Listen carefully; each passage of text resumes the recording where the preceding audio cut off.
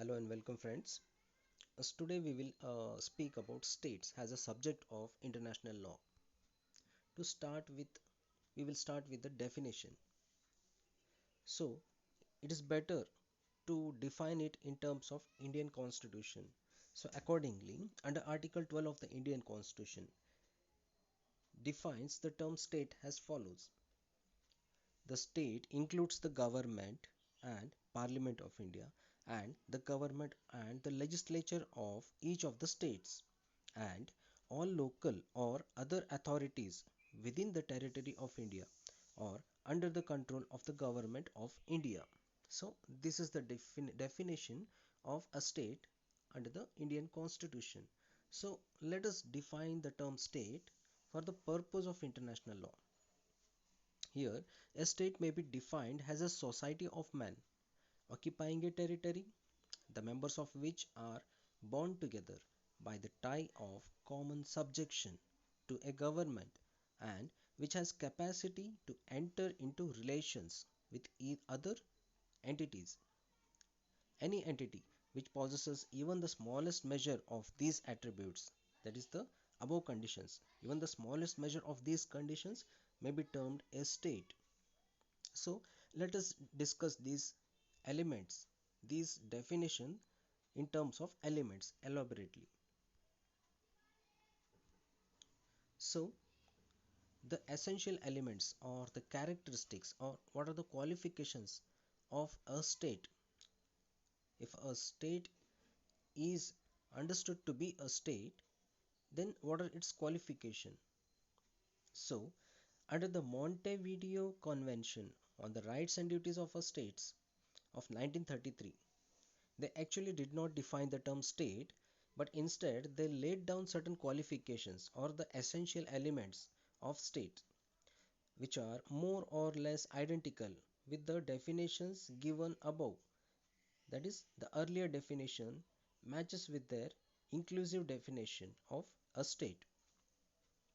The convention under Article 1 stipulated that the state as a person of international law should possess the following qualifications.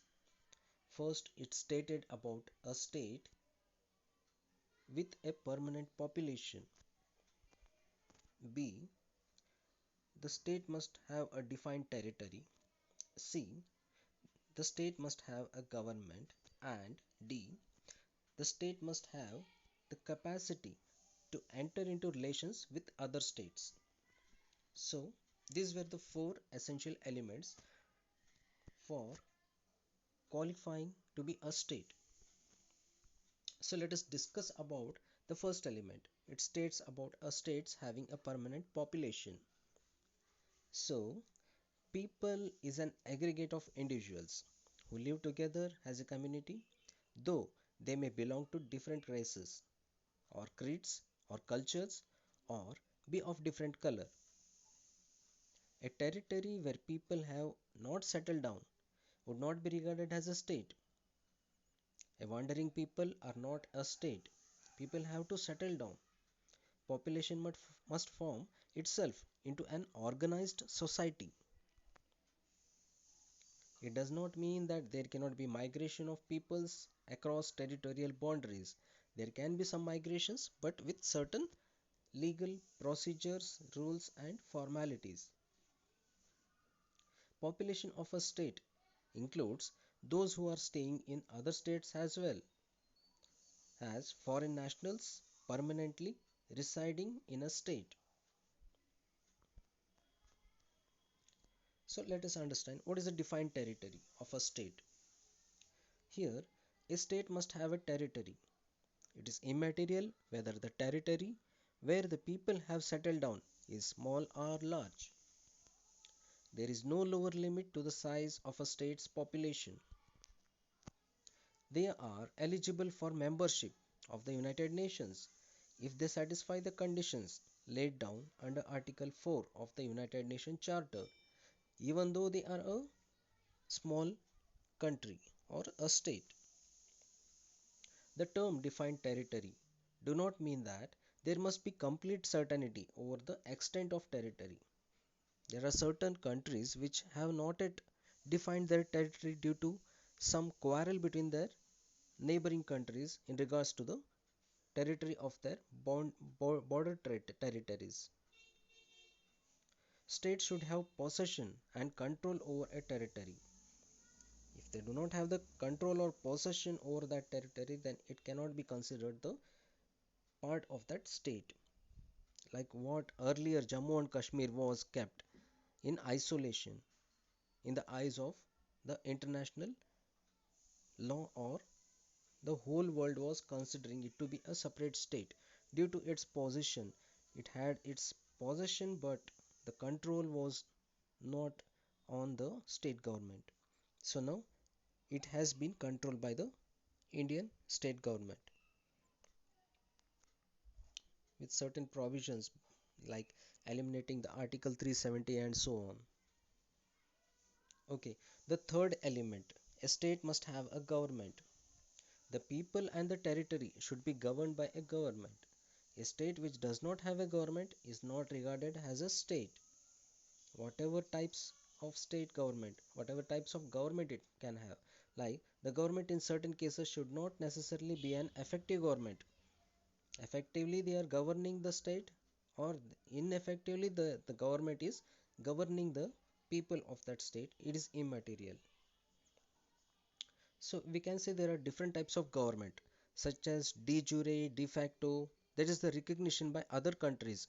Permanently, they are recognizing the state that yes, it can be a state, or it is a state, or it can be a military type of government, or it can be a government in exile. That is, another country has attacked on a particular country, and the government of that country is in exile. It is yet to be back to its nation. So it is still a government, even if it is not situated in that own country. The government is still recognized to be a government. So there are different types of government. Again, it is entirely within the jurisdiction of a state to choose the form of a government, and therefore it is not necessary that the government should always be the representatives of the people. So if there is a government, okay, it can be an effective government or non-effective government, it can be a de jure recognized or de facto recognized, or military government, or a government in exile. It is a government, but this the state, the government should always be the representatives of the people. It is not necessary. A state may be governed either by the representatives of the people, that is through votes or some other election procedures. They are representing the people of their choice, or by the monarchies or dynasties can govern the people. The fourth essential element of a state is capacity to enter into relations with other states. This qualification distinguishes the position of the central government of a federal state and the position of the government of the various parts of the federation. That is what the central government is capable. For example, in India, the central government has the capacity to enter into the relations with other states, whereas the regional governments are not given the capacity to override the rules, or the capacity to enter into relations with other states by the central government. So the regional state governments does not have the full capacity to enter into relations with other states. Only the central government has. There is another concept in regards to the state, that is the non-state or the denied state. So what it is? An entity is treated as a state only if the above attributes of statehood are possessed by it. That is what the territory, population, government, and so the four essential qualifications. But however, if a state possesses them by offending fundamental norms of the international legal order, its statehood may be denied by the United Nations, even though all the essential elements is possessed by that particular state, but if that qualification has been achieved by offending some certain fundamental norms of the international legal order, then United Nation would deny that statehood. A claimant new state emerging as a result of aggression, the application of a system of racial discrimination, or the denial of the right of self discrimination is condemned by the United Nations. So, this can also be the reason for United Nations to deny the statehood of a particular state if it is emerging as a result of aggression, that is between two governments there is an aggression, violence, and the application of a system of racial discrimination. There is a discrimination in regards to race in that state, or the denial of the rights of self determination is condemned. When this condemning of self determination, this right has been denied in that particular state, then United States would not recommend, would not consider this state to be a state in terms of international law. The criteria of statehood is not linked with the membership of the United Nations, and therefore membership of the United Nations is not a clear cut proof of statehood. So this was about state as subject of international law. Thank you.